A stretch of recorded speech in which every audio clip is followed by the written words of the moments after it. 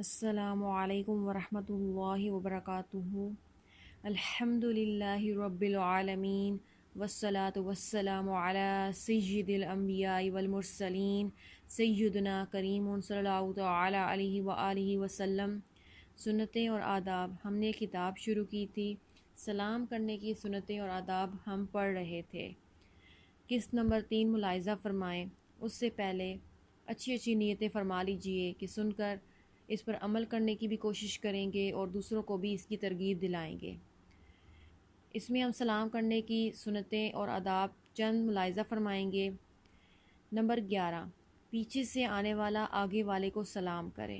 Number 12، جب کوئی کسی کا سلام لائے تو اس طرح جواب دے، علیک وعلیہ السلام، یعنی تجھ پر بھی اور اس پر بھی سلام ہو۔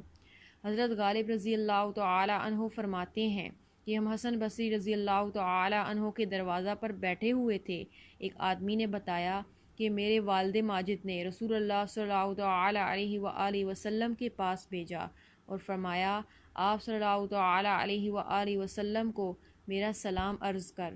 اس نے کہا، میں آپ حضور صلی اللہ تعالی علیہ وآلہ وسلم کی خدمت بابرکت میں حاضر ہو گیا اور میں نے عرض کی، سرکار صلی اللہ تعالی علیہ وآلہ وسلم، میرے والد صاحب آپ صلی اللہ تعالی علیہ وآلہ وسلم کو سلام عرض کرتے ہیں۔ حضور سید دو عالم صلی اللہ تعالی علیہ وآلہ وسلم نے فرمایا، علیک وعلی ابیک السلام، یعنی تجھ پر اور تیرے باپ پر سلام ہو۔ نمبر 13، سلام میں پہل کرنے والا اللہ عز و جل کا مقرب ہے۔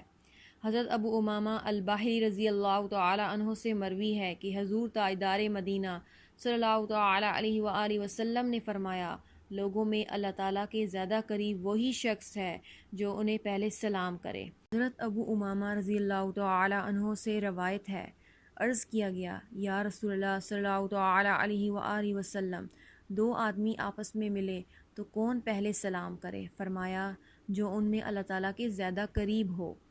نمبر 14، سلام میں پہل کرنے والا تکبر سے بری ہے۔ حضرت عبداللہ رضی اللہ تعالی عنہ نبی کریم صلی اللہ تعالی علیہ وآلہ وسلم سے روایت کرتے ہیں، فرمایا، پہلے سلام کہنے والا تکبر سے بری ہے۔ نمبر 15، جب گھر میں داخل ہوں تو گھر والوں کو سلام کیا کریں، اس سے گھر میں برکت ہوتی ہے، اور اگر گھر خالی ہو تو السلام علیکم ایھا النبی کہیں، یعنی اے نبی صلی اللہ تعالی علیہ وآلہ وسلم، آپ پر سلام ہو۔